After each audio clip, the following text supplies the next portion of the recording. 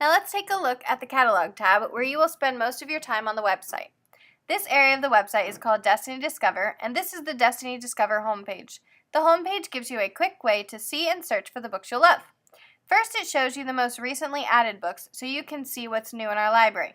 If you click See All, it will show you more of these books and you can sort the books by different settings. The next section shows popular books. These are the most checked out books or the most recently checked out. This is a great place to find awesome new books that you know other people like. The topics section is a really nice way to browse different genres for the types of books you'll like. Once you click a category, you'll scroll through and look for a book you'll like. To get back to the Destiny Discover homepage, click the 3 lines in the corner, then click Destiny Discover. Try not to click the back button while you're in the website. It tends to mess things up. You can also search for books by typing in keywords into the search bar at the top. You can search by keyword, title, or author. As you can see, it will automatically start giving you matches or suggestions in a drop-down menu.